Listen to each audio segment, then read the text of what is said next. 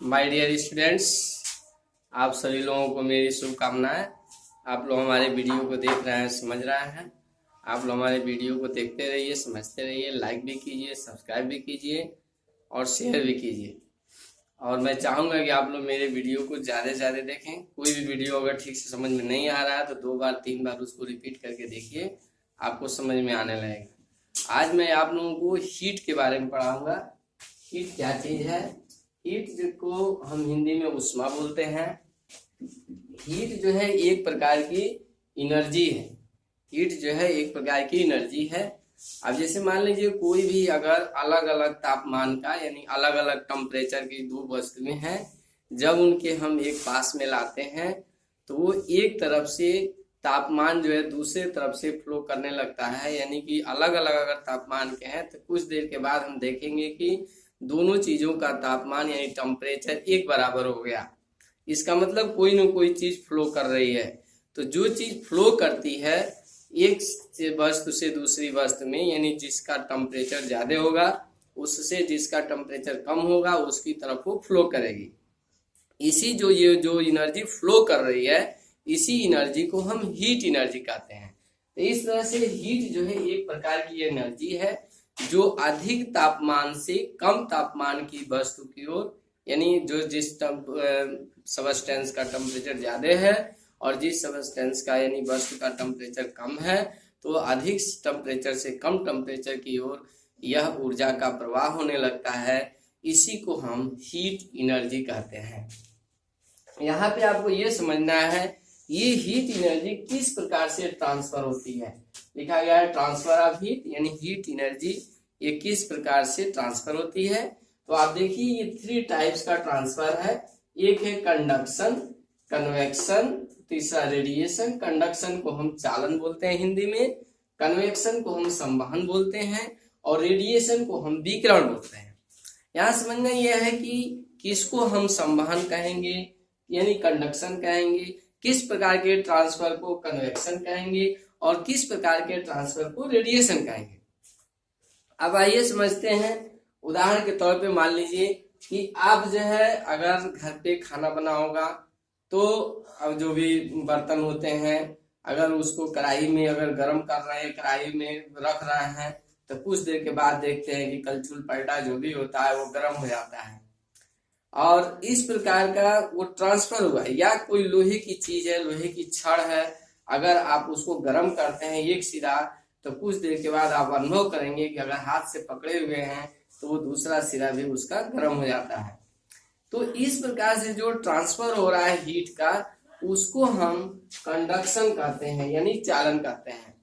तो चालन के लिए अनिवार्य है कि जो भी हाई टेम्परेचर की वस्तु है और जो लो टेम्परेचर की वस्तु है उन दोनों को एक पास एक कांटेक्ट में आना जरूरी है। ऐसे भी मान लीजिए अगर 2 तरह का छड़ लिए हैं, एक छड़ गर्म है एक छड़ ठंडा है, अगर उन दोनों छड़ों को एक पास ले जाएंगे तो जो गर्म वाली छड़ है वो धीरे धीरे उसका टेम्परेचर कम होगा और जो ठंडा छड़ है यानी जिसका टेम्परेचर कम है उसका टेम्परेचर धीरे धीरे बढ़ेगा। ये तब तक बढ़ने का काम होगा और तब तक कम होने का काम होगा जब तक कि पूरे का टेम्परेचर एक समान न हो जाए। इस तरह से जो हीट का ट्रांसफर हो रहा है उसको हम कंडक्शन कहेंगे। कंडक्शन का एग्जाम्पल बहुत सारा है, इसीलिए जब हम लोहार होता है जब लोहे का काम करता है या लोहे की किसी भी चीज को गर्म करता है तो वो चिमटी से पकड़ता है। इसलिए चिमटी से पकड़ता है क्योंकि उस लोहे का एक सिरा अगर गर्म होगा तो दूसरा सिरा भी गर्म हो जाता है। तो ये गर्म होने का मतलब ये है उसका टेम्परेचर बढ़ जाना, एक सिरे के टेम्परेचर से दूसरे सिरे तक का टेम्परेचर का प्रवाह हो जाना। अब ये जो प्रवाह का काम होता है यानी हीट एनर्जी का जो प्रवाह हो रहा है यानी हीट एनर्जी जो फ्लो कर रही है, जब दो वस्तुएं एकदम एक कांटेक्ट में रहेंगी तब फ्लो करेगी, तो इसी को हम कंडक्शन कहते हैं। तो कंडक्शन के लिए ये अनिवार्य है कि दोनों वस्तु एक दूसरे के एकदम कांटेक्ट में आ जाएं, एक दूसरे के टच में रहें, टच में रहना जरूरी है। अब होता है हमारे कन्वेक्शन में, अब होता क्या है इसमें कंडक्शन में, ऐसा क्यों होता है? तो कंडक्शन में जो भी हम तो सबसे पहले तो आप ये जानिए कि कंडक्शन होता किस में है, तो उसी में होगा जो हीट का चालक होगा यानी हीट का कंडक्टर होगा, उसको हम गुड कंडक्टर ऑफ हीट कहते हैं। ऐसी वस्तुओं में कंडक्शन होगा जो वस्तुएं जो है गुड कंडक्टर ऑफ हीट होंगी, जैसे लोहा है, सोना है, चांदी है, जो भी धातुएं हैं वो सभी लगभग गुड कंडक्टर ऑफ हीट होती हैं, यानी उसमें हीट का ट्रांसफर एक सिरे से दूसरे सिरे तक हो जाता है। इसी को हम चालन बोलते हैं। इसमें होता क्या है, जो भी solid material good conductor of heat है, इनके जो मॉलिक्यूल्स होते हैं बिल्कुल एक दूसरे के पास होते हैं। जब हम हीट करते हैं, इसका एक सिरा अगर हीट करते हैं तो इसमें वाइब्रेशन शुरू हो जाएगा। अब जैसे मान लीजिए यह कोई एक मॉलिक्यूल्स है, अब ये अपनी ही जगह पे दोनों तरफ वाइब्रेट करने लगेगी, इधर इधर टच करने लगेगी, ऊपर नीचे अगल बगल ये वाइब्रेट करेगी। इस वाइब्रेशन की वजह से एक जो है दूसरे को हीट करेगी, दूसरा तीसरे को, तीसरा चौथे को। इस तरह से प्रत्येक मॉलिक्यूल्स इसके हीट करते चले जाएंगे, यानी जो इनके कांटेक्ट में मॉलिक्यूल्स होगा उसी को हीट करेंगे। ये इसको हीट करेगा, ये इसको हीट करेगा, इसको हीट करेगा। इस तरीके से ऊर्जा का संचालन शुरू हो जाता है, यानी कि हीट का एक सिरे से दूसरे सिरे तक हीट का संचालन हो जाता है। तो ये हमारा जो है कंडक्शन कहलाता है। अब आते हैं बात दूसरी चीज पे, कन्वेक्शन में क्या होता है। कन्वेक्शन जो होता है वो लिक्विड पदार्थ अगर कोई है और गैसियस स्टेट, गैसियस पदार्थ है, लिक्विड पदार्थ है, इसमें हमारा कन्वेक्शन होता है। कन्वेक्शन में होता क्या है कि जो भी मॉलिक्यूल्स हैं, जैसे एयर के मॉलिक्यूल्स हैं या वाटर के मॉलिक्यूल्स हैं, जब हम इनको हीट करते हैं तो हीट होने के बाद ये मॉलिक्यूल्स जो है अपना स्थान छोड़ देते हैं। यानी ये मॉलिक्यूल, जैसे मान लीजिए ये, जैसे किसी बर्तन में अगर पानी आप गर्म करते हैं तो जो भी बर्तन है उसमें जब पानी आप गर्म करेंगे तो जो बर्तन के कांटेक्ट में जो ये मॉलिक्यूल्स है, यह मॉलिक्यूल्स हीट होकर के ये अपना स्थान छोड़ देगा और यह ऊपर की तरफ जाने लगेगा। अब ऊपर की तरफ जब ये बढ़ेगा तो इसके कांटेक्ट में जितने भी मॉलिक्यूल्स हैं उनको ये हीट करते हुए चला जाएगा। जो भी कांटेक्ट में आएंगे उनको हीट करते हुए ऊपर की तरफ जाएगा, उतनी ही दूर तक जाएगा जब तक उसका टेम्परेचर मिलेगा। समझ में आ रही है सबको बात। अब ये इसमें होता ये है कि ये मॉलिक्यूल्स कन्वेक्शन में मॉलिक्यूल्स अपना स्थान छोड़ देते हैं और वह जगह पे दूसरे मॉलिक्यूल्स आए। जैसे ये मॉलिक्यूल्स यहाँ से हीट होकर के चला गया, अब दूसरा मॉलिक्यूल्स इसके बगल में आएगा। जो भी कोल्ड मॉलिक्यूल्स है, जिसका टेम्परेचर कम है, वो मॉलिक्यूल्स उस जगह पे आ जाएगा, और जिसका टेम्परेचर हाई है, यानी जो हीट हो चुका है, वो मॉलिक्यूल्स ऊपर की तरफ चला जाएगा। इस तरह से मॉलिक्यूल्स इसके यहाँ नीचे आते रहेंगे और मॉलिक्यूल्स हीट होकर के ऊपर चलते रहेंगे, और सभी मॉलिक्यूल्स को जो भी इनके कांटेक्ट में आएंगे उनको हीट करते हुए चले जाएंगे। तो इस प्रकार के हीट का ट्रांसफर जो हो रहा है उसको हम कन्वेक्शन कहेंगे।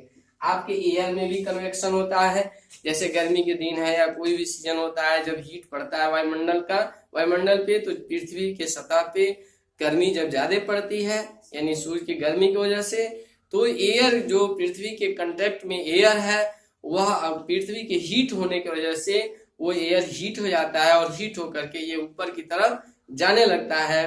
तो उस जगह को अगल बगल के भी जो मॉलिक्यूल्स, कोल्ड मॉलिक्यूल्स हैं एयर के, वो वहां पे आने लगते हैं, और वो जो हॉट मॉलिक्यूल्स है ऊपर की तरफ जाने लगता है। इस तरह से कभी कभी चक्रवात का रूप आ जाता है या साइक्लोन होता है। जब बड़े पैमाने पे हो जाएगा तो पूरा आंधी तूफान सब बन जाएगा। छोटे पैमाने पे होता है तो उसको हम छोटा छोटा चक्रवात करते हैं। तो इस तरह से विकिरण होता है। इस तरह से जो हीट का कन्वेक्शन हो रहा है उसको हम कन्वेक्शन ऑफ हीट कहते हैं। ठीक है। अब इसी हीट, कन्वेक्शन ऑफ हीट के वजह से ही लैंड ब्रिज और सी ब्रिज बनते हैं। लैंड ब्रिज और सी ब्रिज में ये होता है कि समुद्र के सतह से हवा जो है जमीन की तरफ आती है, और जमीन की तरफ से यानी लैंड की तरफ, और लैंड की तरफ से हवा जो है वो समुद्र की तरफ जाती है। तो एक दिन में होता है घटना, एक घटना रात में होती है, तो ये लैंड ब्रिज सी ब्रिज होता है। उसका कारण ये कन्वेक्शन है। कन्वेक्शन समझ में आया सभी लोगों को? अगर आप लोगों को नहीं ठीक से समझ आया तो वीडियो को दोबारा देख लीजिएगा। कन्वेक्शन में यही है कि मॉलिक्यूल्स अपना स्थान छोड़ देते हैं, और कंडक्शन में मॉलिक्यूल्स अपना स्थान नहीं छोड़ते हैं, वो उसी जगह पर वाइब्रेट करते हैं और अपने बगल वाले को हीट करते चले जाते हैं। अब आ जाइए तीसरा चीज है रेडिएशन। रेडिएशन में क्या होता है कि रेडिएशन में किसी के मॉलिक्यूल्स को आने जाने की बात नहीं है। रेडिएशन जो है शून्य स्थान में भी होता है, और रेडिएशन के लिए कोई मीडियम की भी जरूरत नहीं है। आपने ये दोनों मीडियम देखा, इसमें भी माध्यम की आवश्यकता है, इसमें भी माध्यम की आवश्यकता है, कोई ना कोई मीडियम होगा। लेकिन रेडिएशन में किसी मीडियम की जरूरत नहीं है। जैसे सूर्य से किरणें यहाँ तक आती हैं, यानी कि सूर्य की गर्मी हमारे पास पहुंचती है, तो सूर्य से जो गर्मी आ रही है वो विकिरण के माध्यम से है। ये सूर्य की गर्मी जो भी आ रही है इसी को हम विकिरण कहेंगे। मान लीजिए आप आग तापते हैं, अब के जाड़े का सीजन जैसे मान लीजिए आ गया, बहुत सारा जो कूड़ा करकट आप जलाएंगे, कूड़ा करकट जलाएंगे तो आग के रूप में वो जलता रहेगा। आप बाहर आप किनारे बैठे रहेंगे, ऐसे हाथ को करके सेकेंगे या शरीर को सेकेंगे, यानी शरीर को हीट करेंगे। तो आग के पास तो आप गए नहीं, आग के टच में तो गए नहीं, लेकिन आपका शरीर हीट हो जाएगा, हाथ पैर हीट हो जाएगा। तो ये जो ऊर्जा का संचारण हो रहा है ना, हीट का संचारण हो रहा है, इसको हम विकिरण कहते हैं, यानी रेडिएशन कहते हैं। तो रेडिएशन का जो हिसाब है, सूर्य से जो भी किरणें हमारी पृथ्वी तक आती हैं वह माध्यम रेडिएशन का है। आगे बात समझ में? तो इस तरह से हीट का ट्रांसफर होता है, जो है 3 प्रकार का मैंने बताया हीट का ट्रांसफर: कंडक्शन, कन्वेक्शन और रेडिएशन। आप लोगों को बस इसमें यही समझना है कि कंडक्शन कैसे होगा, किन चीजों में, कन्वेक्शन कहाँ होगा और रेडिएशन कहाँ होगा। इन दोनों में मीडियम की जरूरत है, लेकिन इसमें मीडियम की जरूरत नहीं है। जैसे सूर्य की किरणें पृथ्वी तक आती हैं, यानी हीट पृथ्वी तक पहुंचती है, बीच में जबकि बहुत सारा शून्य स्थान है, किसी का वायुमंडल नहीं है, फिर भी पृथ्वी तक पहुंचती है। तो ये हमारा रेडिएशन। अब हमारे वीडियो को आप लोग देखिए, नहीं समझ में आया दोबारा देख लीजिएगा, और थैंक्स फॉर ऑल।